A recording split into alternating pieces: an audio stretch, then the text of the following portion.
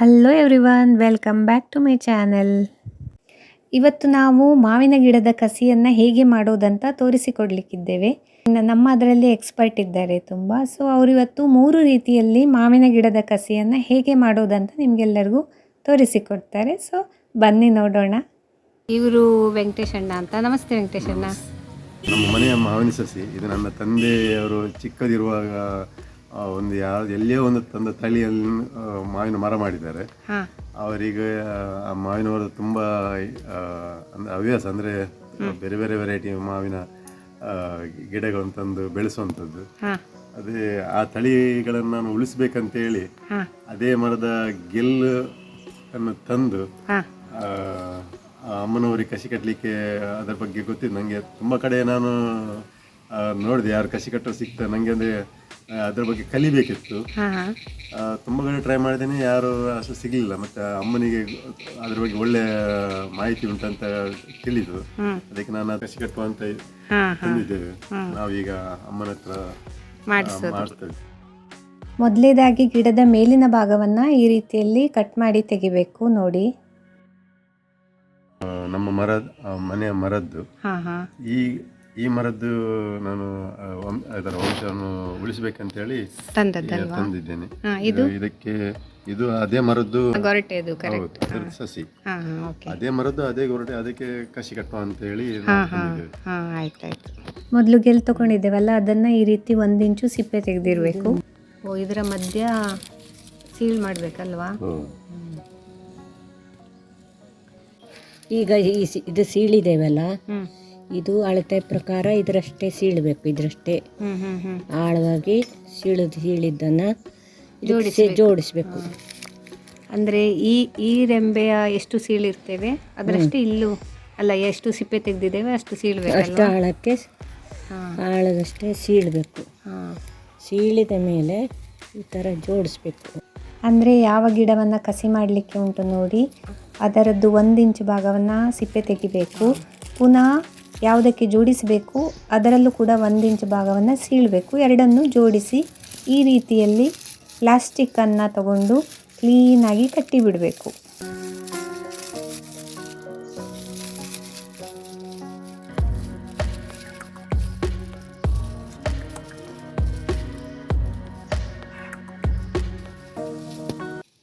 ಈಗ ನೋಡಿ, ಪರ್ಫೆಕ್ಟಾಗಿ ಕಟ್ಟಿಯಾಗಿದೆ, ರೆಡಿಯಾಗಿದೆ. ಈಗ 2ನೇ ಪದ್ಧತಿ, ಯಾವ ಗಿಡಕ್ಕೆ ಕಸಿಯನ್ನು ಕಟ್ಟಬೇಕು ಅದರಲ್ಲಿ ಒಂದು ಕಡೆ ಮಾತ್ರ 1 ಇಂಚು ಸಿಪ್ಪೆಯನ್ನು ತೆಗಿಬೇಕು, ಸುತ್ತಲೂ ತೆಗೆಯುವಂಗಿಲ್ಲ. ಮತ್ತೊಂದು ಕಸಿ ಕಟ್ಟುವ ಗೆಲ್ಲೆಯನ್ನು ಕೂಡ ಸೇಮ್ ರೀತಿಯಲ್ಲಿ ಮಾಡಬೇಕು. ಒಂದು ಸೈಡ್ ಮಾತ್ರ ಸಿಪ್ಪೆಯನ್ನು ತೆಗಿಬೇಕು, ಎರಡನ್ನು ಜೋಡಿಸ್ಬಿಡ್ಬೇಕು. ಇದರ ಮೇಲ್ಗಡೆ ಜೋಡಿಸಿದವರೆಗೂ ಕೆತ್ತೆ ಸೊಪ್ಪಳೆ ಸಿಪ್ಪೆ ತೆಗೆದ ಜೋಡಿಸಿದ ಮೇಲಿನವರೆಗೂ ಸುತ್ತಿ ಕಟ್ಟಬೇಕು. ಬಿಗಿ ಕಟ್ಟಬೇಕು ಟೈಟಾಗಿ. ಅಂದ್ರೆ ಎಲ್ಲಿಂದ ನಾವು ಸಿಪ್ಪೆಯನ್ನು ತೆಗೆದಿದ್ದೇವೆ ಮುಗಿಯುವವರೆಗೂ ಚೆನ್ನಾಗಿ ಸುತ್ತಿದ್ದೀರಾ, ಅದರ ನಂತರ ಗಂಟು ಹಾಕಿದ್ದೀರಾ. ಓಕೆ, ಅದು ಇನ್ನೊಂದು 20 ದಿವಸದಲ್ಲಿ ಈ ಗಿಡ ಮೊಳಕೆ ಬರ್ತದೆ ಸಣ್ಣದಾಗಿ. ಆಮೇಲೆ ಈ ನೇರಳೆ ಗಿಡನ ಕಟ್ ಮಾಡಬೇಕಿಷ್ಟು. ಯಾವುದು ನೇರಳೆ ಗಿಡವನ್ನು ಕಟ್ ಮಾಡಬೇಕಲ್ವಾ? ಓಕೆ, ನಮಗೆ ಬೇಕಾಗಿದ್ದು ಮಾವಿನ ಗಿಡ, ಇದ್ರನ್ನ ಕಟ್ ಮಾಡಬೇಕು. ಬುಡ ತೆಗಿಬಾರ್ದು, ಬುಡಕ್ಕೆ ನೀರು ಹಾಕ್ತಾ ಇರಬೇಕು. ನೀರನ್ನು ಇದು ಕಸೆ ಕಟ್ಟಿದ್ದಕ್ಕೆ ನೀರು ತಾಗಿಸ್ಬಾರ್ದು. ಈ ಕಡಿಸಿದ ಭಾಗಕ್ಕೆ ನೀರು ತಾಗಿಸ್ಬಾರ್ದು, ಬುಡಕ್ಕೆ ಮಾತ್ರ ನೀರು ಹಾಕ್ಬೇಕು. ಈ ಕಸಿ ಕಟ್ಟಿದ ಭಾಗಕ್ಕೆ ನೀರು ತಾಗುವಂತಿಲ್ಲ, ಇಲ್ಲ, ಇಲ್ಲಿ ಮಾತ್ರ ಹಾಕಬೇಕು. ಸೊ ನೋಡಿದ್ರಲ್ವ ಸ್ನೇಹಿತರೆ, 2 ರೀತಿಯಲ್ಲಿ ಕಸಿ ಕಟ್ಟೋದನ್ನು ಹೇಗೆ ಅಂತ ತೋರಿಸಿಕೊಟ್ರು ಅಮ್ಮ. ಇದೀಗ ನಾವು ಜಂಬೂ ನೇರಳೆ ಗಿಡಕ್ಕೆ ಮಾವಿನ ಗಿಡ ಕಸಿ ಕಟ್ಟಿದ ಕಾರಣ ಇದು ಜಂಬೂ ನೇರಳೆದು ಅದರದ್ದು ಏನಾದರೂ ಕ್ವಾಲಿಟಿ ಇದಕ್ಕೆ ಬರ್ತದ ಅಂತ?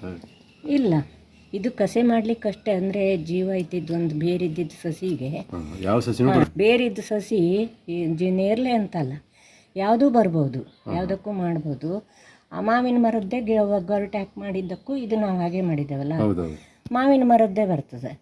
ಇಲ್ಲಿ ಜಮನೇರಳೆ ಬರುವುದಿಲ್ಲ, ಅದ್ರ ಗುಣ ಬರುವುದಿಲ್ಲ. ಮಾವಿನ ಗಿಡ ಮಾತ್ರ ಚಿಗುರುತ್ತದೆ. ಚಿಗುರದಂಗೆ ಇದು ದೊಡ್ಡದಂಗೆ ಇದ್ರ ತೆಗೆದು ಬಿಡಬೇಕು, ತೆಗಿಬೇಕು. ನಾವು ಈ ಚಿಕ್ಕು ಗಿಡಕ್ಕೆಲ್ಲ ಹಾಗೆ ಮಾಡ್ತಾರಲ್ಲ. ಅಂದ್ರೆ ಯಾವ್ದನ್ನ ತೆಗಿಬೇಕು? ನೇರ್ಲೆಗೆಲ್ಲನ್ನ ತೆಗಿಬೇಕು. ಇದು ಚಿಗುರು ಬಂದ ಮೇಲೆ, ಪೂರ್ತಿ ಚಿಗುರು ಎಲೆ ಬಂದ ಮೇಲೆ ಇದ್ರ ತೆಗಿಬೇಕು. ಬುಡ ತೆಗಿಬಾರ್ದು. ಇದ್ರ ನಾವು ಗೆಲ್ ಮಾತ್ರ ತೆಗಿಬೇಕು. ಬುಡ ತೆಗೆದ್ರೆ ಇದು ಹೋಗ್ಬಿಡ್ತದೆ. ಆಮೇಲೆ ನೆಲದಲ್ಲಿ ಹಾಕುವಾಗ ಇಲ್ಲಿ ತನಕನು ಮಣ್ಣು ಹಾಕಬೇಕು. ಮಣ್ಣು ಗೊಬ್ಬರ ಹಾಕಿ ಇಲ್ಲಿ ತನಕನು ನೆಲದ ಒಳಗೆ ಇರಬೇಕು. ಆವಾಗ ಅದು ಬೇರು ಕೊಟ್ಟು ಸರಿಯೇ ಬೆಳೀತದೆ. ಇಲ್ಲಿವರೆಗೆ ಮಣ್ಣಲ್ಲಿ ಹುಗಿಬೇಕಲ್ವಾ? ಹುಗಿಬೇಕು. ಈಗ ಇದ್ರ ಮೇಲೆ ಈ ಚಳಿಗಾಲ ಆಗಿದ್ದಕ್ಕೆ ಈ ಕೊಟ್ಟೆನ ಈ ಥರ ಮಾಡಿ ಸುತ್ತಿ ಗಾಳಿ ಒಳಗೆ ಹೋಗದಿದ್ದಂಗೆ ಈ ಹೊಸದಾಗಿ ಮಾವಿನ ಗಿಡ ಕಟ್ಟಿದ್ವಲ್ಲ ಅದಕ್ಕೆ ಒಣಗಬಾರ್ದು ಅಂತ ಪ್ಲಾಸ್ಟಿಕ್ ಹಾಕಿ ಸರಿ ಗಾಳಿ ಹೋಗದಿದ್ದಾಗೆ ಸುತ್ತಿ ಕಟ್ಟಬೇಕು. ಯಾಕೆ ಅಂದರೆ ಕಸಿ ಮಾಡಿದ ಮೇಲೆ ಮೇಲಿನ ಭಾಗ ಇದೆ ಅಲ್ವಾ, ಸಪ್ರೇಟ್ಗೆ ಅಲ್ವಾ ಅದು, ಅದರಲ್ಲಿ ಎಷ್ಟು ಆಹಾರ ಸಂಗ್ರಹ ಆಗಿರುತ್ತೋ ಅದರಲ್ಲೇ ಅದು ಬದುಕಬೇಕು. ಈ ಗಾಯ ಮಾಡಿರ್ತೇವಲ್ವ ಅದು ಹೀಲ್ ಆಗೋವರೆಗೆ, ಒಂದಕ್ಕೊಂದು ಹೊಂದಿಕೊಂಡು ಚಿಗುರು ಬರೋವರೆಗೆ. ಅದಕ್ಕೋಸ್ಕರ ಗಾಳಿ ಎಲ್ಲ ಬಂದರೆ ಆ ಗೆಲ್ಲು ಒಣಗಿ ಹೋಗುತ್ತಲ್ವಾ, ಅದಕ್ಕೋಸ್ಕರ ಈ ರೀತಿಯಲ್ಲಿ ಕವರ್ ಮಾಡಿರ್ತಾರೆ. ಎಷ್ಟು ಸಮಯದವರೆಗೆ ಹಾಗೆ ಕಟ್ಟಿಡಬೇಕು? ಒಂದು 20-22 ದಿವಸಕ್ಕೆ ಒಳಗಡೆ ಎಲ್ಲ ಚಿಗುರು ಬರಲಿಕ್ಕೆ ಶುರು ಆಗ್ತದೆ. ಅಷ್ಟರವರೆಗೂ ಬುಡದಲ್ಲಿ ನೀರು ಹಾಕಬೇಕು. ಮತ್ತು ಇದು ಯಾವುದಕ್ಕೂ ನೀರು ತಾಗಿಸ್ಬಾರ್ದು.